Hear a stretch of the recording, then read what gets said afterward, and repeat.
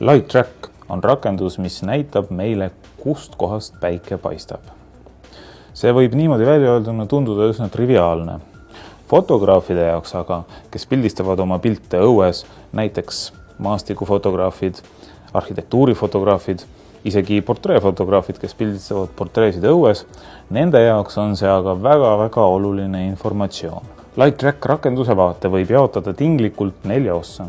Siin üleval on üldinfo jaotatuna 3 sakki. Selle all on peamenüü väga oluliste nuppudega.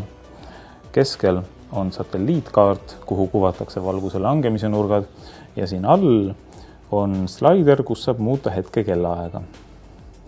Me näeme, et sellel satelliitkaardil kuvatakse 3 joont. See punane on vast kõige olulisem, see näitab valguse langemise nurka vastaval ajahetkel.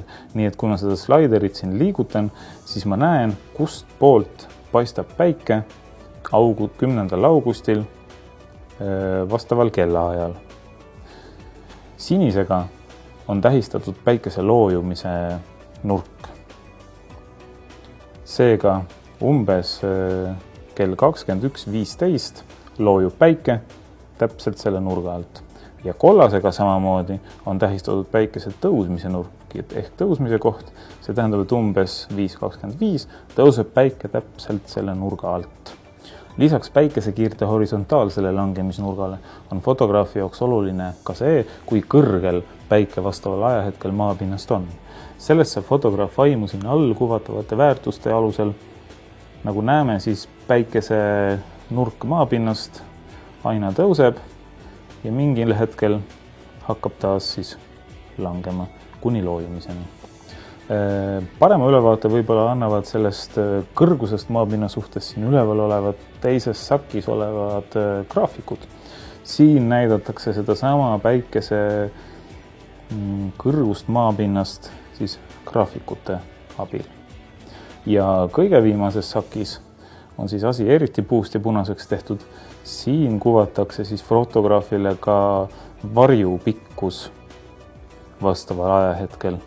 Selleks, et oma fotoretki planeerida, saab fotograaf siit valida ükskõik millise kuupäeva aastas ja vaadata, kuidas valgus sellel kuupäeval langeb.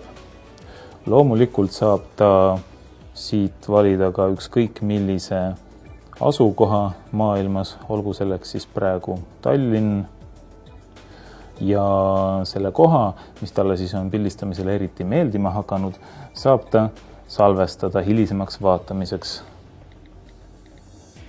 Selleks tuleb sisestada siia asukoha nimi, pikkus ja laiuskraad. Pikkus ja laiuskraad tuleb sisestada nende väärtuste järgi, mis on siin üleval.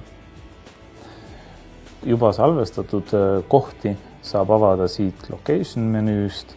Siin on mul mõned salvestatud maal, Kölnis ja neid asukohti saab siia sisestada lõpmatul hulgal. Lisaks sellele, et siin saab jälgida päikese liikumist, saab selles rakenduses jälgida ka kuu liikumist ehk siis kuu tõusu, kuu loojumist ja kuu nurka vastaval ajahetkel. Ja loomulikult saab kuvada ka satelliidipildile alternatiivselt kaardipildi. Light Track on üks minu lemmikrakendusi, sest see võimaldab kuvada valguse langemisnurka väga täpselt konkreetsel ajahetkel ja mis kõige olulisem, ta paneb selle info otse satelliitkaardile.